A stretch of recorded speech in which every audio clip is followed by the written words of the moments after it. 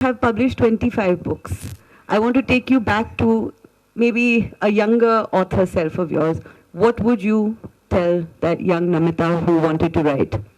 That young Namita, one of my early books was published by Rowley, my fourth or fifth book or something like that. That younger writer would have been so surprised because I wrote my first novel when I was 26. And it was published when I was 27 at Paro. It became a huge success around the world. And now 40 years later, and I got so many gullies for it. What kind of book has she written? What kind of author is she? I mean, I got criticized. And now this year, that book came out as a Penguin Modern Classic. What a laugh I would have had. I would have said, what a joke this is. You know? Because, you know, now I've done 23 books and 2 are coming out in January. So they're already in the process of being printed. 25 books. I wouldn't have believed it. I had thought maximum 8, because when I wrote my first book, my agent told me, Namita, 1 book doesn't count, you should have a respectable bookshelf. And 8 is that. I wanted to ask, you said your 2 books are coming out in January. Everybody knows that, you know, apart from the many hats that you wear, you're a festival director. That's possibly more than a full-time job. What is your writing discipline? How do you write? When do you write? Well, I'm going to ask the audience how many people out there have a book inside them or scribble away at a book sometime or the other. Please put your hands up, high up. Yeah, see? That's quite a few. So good. The thing is that all of us have a story to tell. And that story, once it lodges inside you or any of you, it becomes like a kida. It just waits to get out. And so when one story, sometimes 2 stories strike me at the same time. Then I work on 2 books at the same time. I just see which gathers momentum. But many of us are so intimidated, many in the audience who put up their hands, they get intimidated with the idea of being a writer because it just sounds so difficult, and it is difficult. But I don't follow any discipline. When I know my own cycle, so I know one is a time when I'm taking in material, noticing things, staring at people. Now I don't even take notes anymore because somewhere in my brain it comes out at the right time. So one part is that processing or back burner. And then when I'm ready, then nothing can stop me, whatever happens. Even if it's in the middle of the Jaipur festival or in the middle of family things or whatever, I just scribble on pieces of paper and I begin.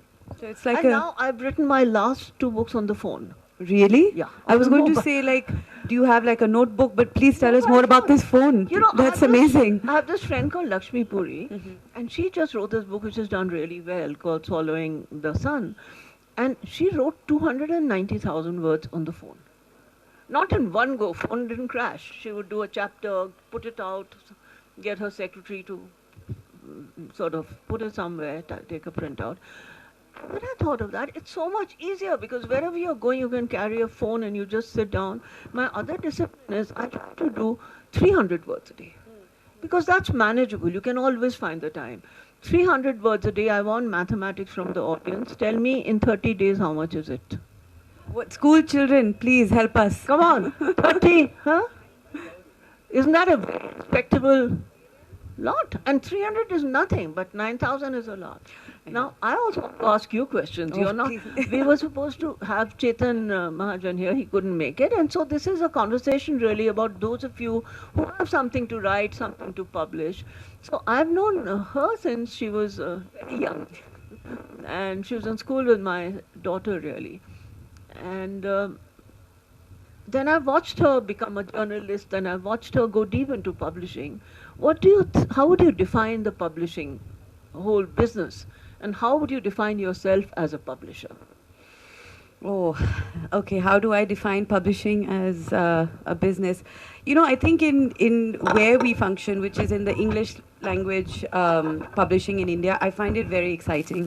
You know, yes, we have agents who are very good at what they do, but as a publisher today, if you have an idea, you can approach an author and commission them to write a book, which I think is incredible that we don't have those, bridges that we have to cross.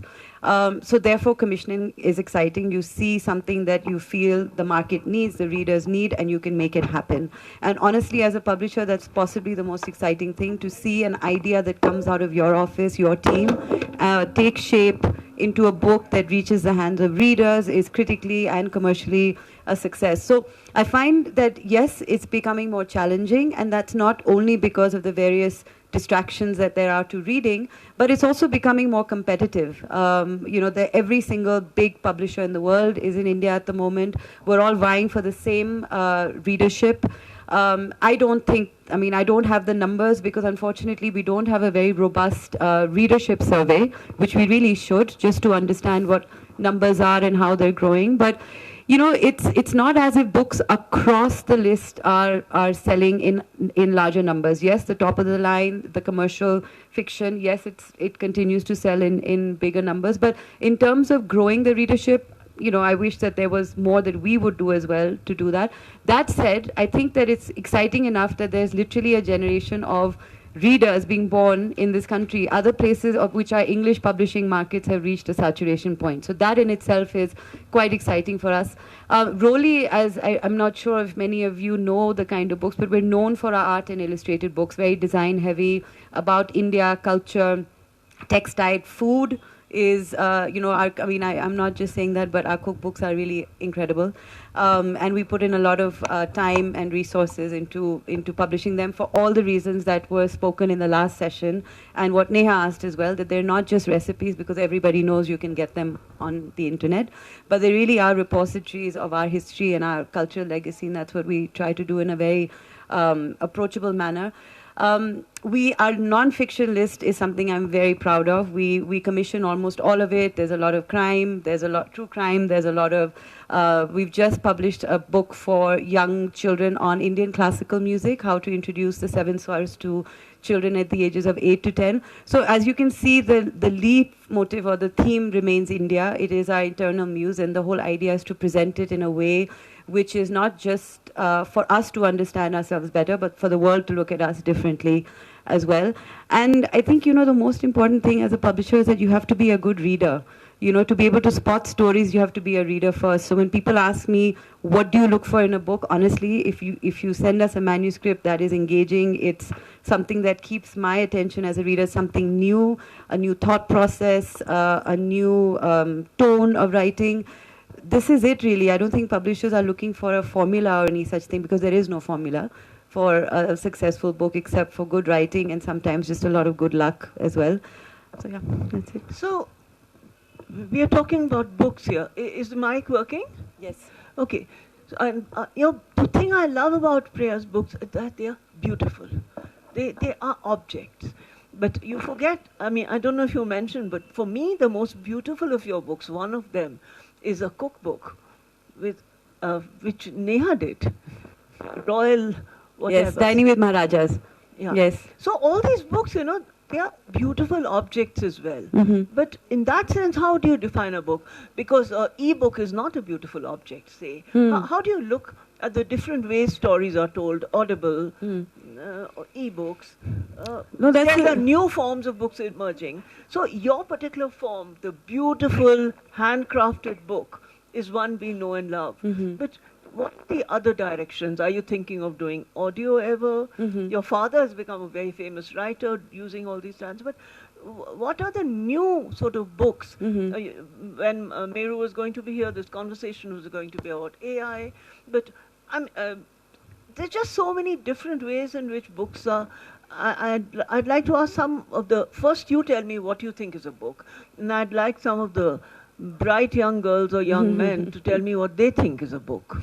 No, I think technology is something that, we shouldn't be scared of. And if Meru was here, she would tell us that you would be basically killing yourself if you did, because you have to look at it as an ally and you have to find ways to make it work for you. That said, there's a difference in the books that we do, which are our art and illustrated books. It's a niche market.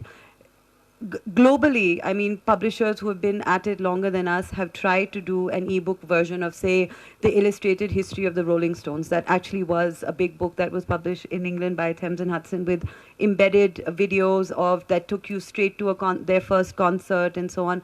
The book did not do well because people did not want YouTube links, etc. They said if we wanted that, we would not buy a book. There's a difference between the kind. So when people ask me why is what is so special about these art and illustrated books? So the one example I always say is that imagine doing a book on Mughal miniatures without any Mughal miniatures in the book, or about saris of India, to really understand about how could you do that without images. So it's not just about beautiful. Yes, they should be objects of desire. When you're spending that kind of money, you should know why it's costing you that much as well, because there's a lot of effort, money has gone into it.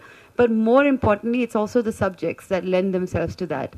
That said, I think we should not be thinking of audiobooks, e-books, books that are published straight onto a phone app as non-books. They are books. They are stories. So it's all about, as publishers, we just have to make sure that we're available on platforms where our readers want to read our authors.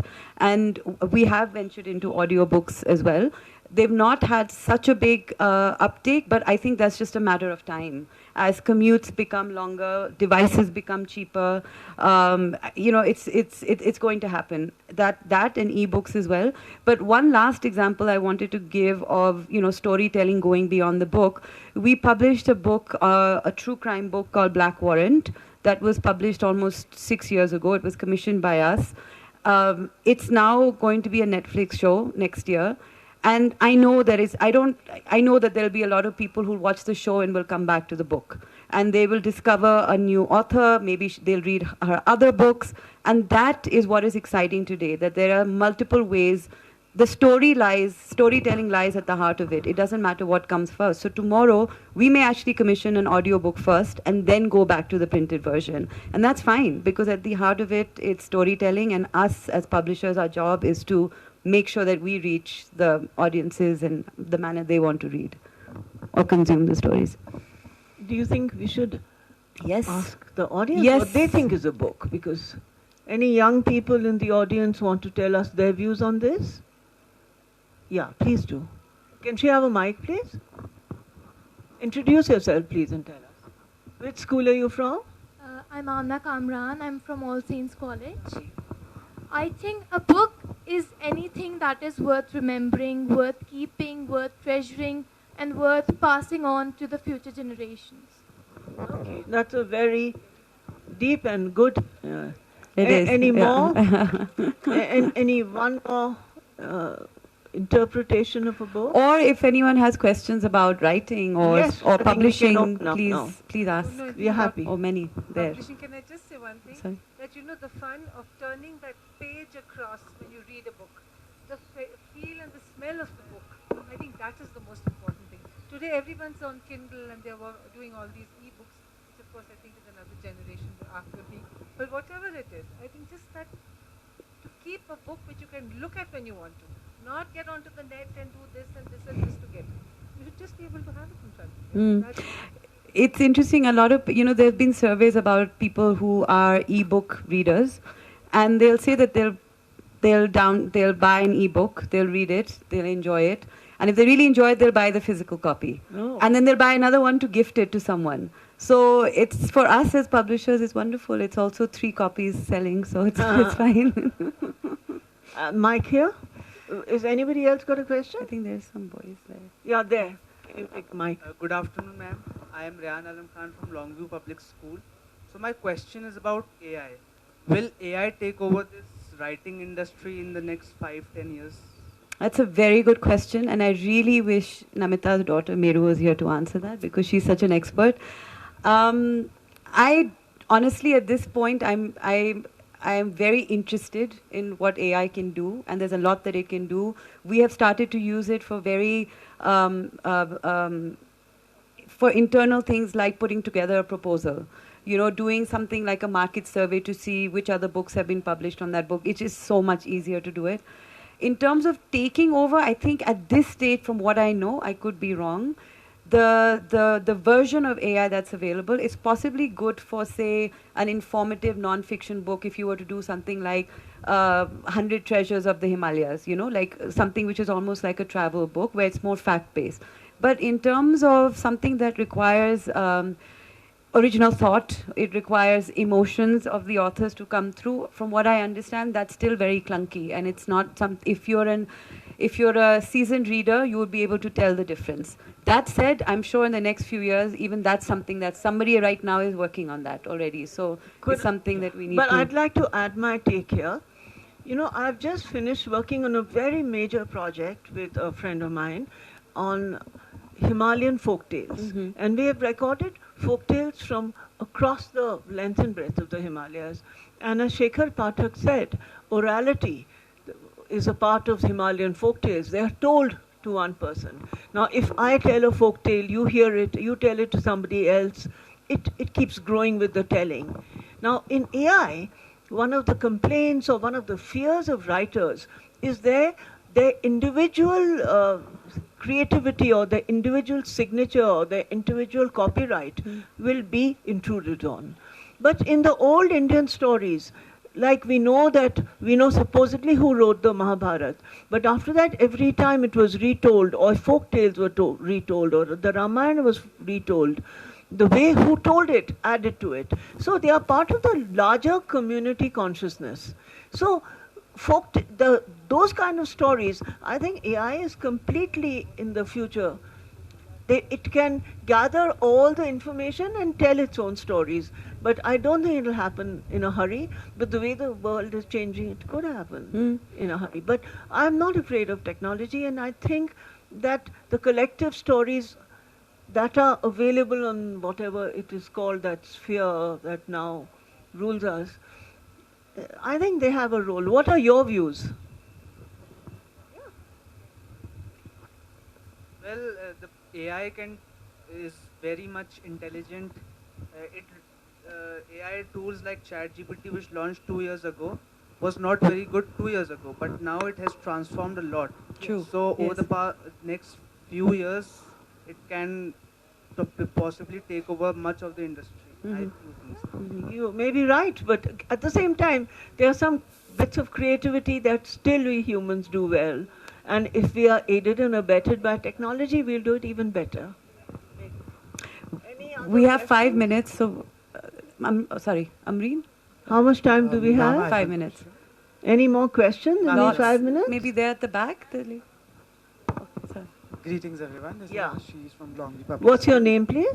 Ashish Ingrawat Yeah. from Longview Public School. So I have one question. Can a story be truly universal if it's rooted to a specific culture or personal experience? Because at the back of my mind, I always wanted to read or write a book. But it's just like, will people read my book if my personal experience? Like, will they be interested to read it? And will it be universal? I'm going to let Namita. My answer is yes, because human experiences are actually far more common than you think. But I'm going to let Namita answer that. See, I'm not sure if I understood your question, but what I understood of it is that there are two parts of it. One is with people be interested in your story. Now that really is about how, not only how universal it is, but how well you tell it, how well you convey both your vulnerabilities and your strengths, because then people want to learn from other people's stories. And the other thing is that about translating from one culture to another. You know, there are just some things that are so specific that they don't translate very well. But at the same time, in the hands of a master translator, they get a new life. Because the human natures, the human dilemmas, and the human problems are the same everywhere in the world. So it really depends on the ability of the translator and the ability of that story to reach across. And there are some stories that do better in translation also, and that reach out to different cultures, because one type of story may be good for a particular culture which is similar. So it's a very intelligent question that you have obviously been thinking very hard about it. And yes, I'd say most stories are universal, because love is universal, fear is universal, death is universal, a mother's love is universal. And dance, for example, or music, that little girl who danced today, she was able to convey those things. So there are some universal emotions. But some things date because technology changes, something changes. And so a story of 100 years ago, a story of 1,000 years ago might still resonate with us. But a story of 100 or 200 years ago might be a bit out of time. That's my thing. Any more questions? Reen had a question here in the front. One there, yeah. And then, okay. One there as well, okay. Chintan. And one from the schoolgirls, and we're Yes. done. Hi Namita, this question is for you. And of course, so glad to see you here on stage. I'm Kanika, and my question is that you had great success with your first book, Paro, but I'm sure as a writer with decades of experience. Hold, I can't hear the whole, yeah. Yeah, is it better? Yeah. You told me about Paro and all that, then we couldn't hear you. Yes. I'm wondering, as someone with decades of experience in this industry, what were some of the greatest challenges you faced, and how did you manage overcoming those? Oh, I have to tell you that I've had more failure than many, many, many writers. And when my first book came out, it did very well. And then somehow, for the next 10 years, because I was trying to write a different sort of book, all my books got rejected all over the world and in India. And I almost gave up, in the sense, I just felt like such a failure. And people said, oh, she's just a flash in the pan. And I kept writing and I kept writing. And, you know, Adi Shankaracharya once said, it's a long story, but he said, every book has its own kundali. Every book has its own horoscope. Every book has its own destiny. That gave me some courage. And then some books just I've started climbing up again. One book is doing well, the next book is doing well. And the joy a writer feels when their books are being read and appreciated, even by 2 or 3 writers, is quite enough. Now I have been seeing I'm crazy about time. And there's a 1-minute sign up. So the girls Maybe one last question. So the All Saints, yeah, I think one question. And otherwise I can just sit around with the All Saints girls and have a chat, or with the boys, or with anybody you want. But love your question. This question is for Ms. Gokhale. I am Kushi from All Saints. As a writer, I know it's difficult to choose your favorite novel that you've written, but I wanted to ask, what was your favorite novel that you've written? You know, it keeps changing. Because it's like the mother, the boy who's not doing well in kindergarten, she loves him the most. So those of my books which nobody's reading, I love them the most. And if they suddenly become most, like Paro now, it's got this modern classic thing and all. And in the recent, we had a session around it. And now it's not my favorite anymore. So somebody said something and I said, no, it's not my favorite novel. And my publisher was sitting in front, she thought I'd gone mad. So right now my favorite novel is a novel called Shakuntala, the play of memory, which came out a long time ago, and I think it's one of my best books. But at the moment it's been forgotten. So if it gets some attention, then maybe because there's so many of them and I keep changing my mind. Sorry. Thank you. I think that's it. Okay. Chintan, Thank you. Do we have time for one question? No. One quick question, Chintan. Namita, you mentioned that a lot of people have stories inside them, but they're very daunted by the idea of becoming a writer. How can they free up those stories inside them? You know, each of us has a story inside us. And we have to learn not to be vulnerable to criticism. Half of it we self-censor. You say, I want to write the story, but I can't write this. Or somebody might think I'm writing about myself, or something. So you first, like they say, dance for yourself, like that. Write for yourself for the first time. Write it completely honestly. And tell yourself, if there's something I want to censor out later, I will do so. I think that's the trick. And you don't have to, just say I'm writing for myself, but I'll publish it. But I'll believe in that part also. I'll share it with others. But you have to not in the beginning only say, become so self-conscious. I just want to add to that. I think it's also very important for writers to have people they can trust who will read and give them honest feedback, even before it reaches a publisher. I think it helps, whether it's a writing circle or a trusted friend. And the other thing is to also read it out to yourself. I think it's true. It really helps, even if you're writing, I don't know, sometimes an email also, but a book, I've heard, I know that if you just read it out to yourself, you get so much more perspective than if you were to just read it. And then you try to write it the way you had read it to yourself, Mm. like in a spoken voice. I think this has been a fabulous thing, and I think Yes, I think we'll chat people over will lunch yeah. and here and there. Yeah, Okay, thank and you. I'll give thank you. Thank you. For more such videos, subscribe to the NewsX YouTube channel, hit the bell icon.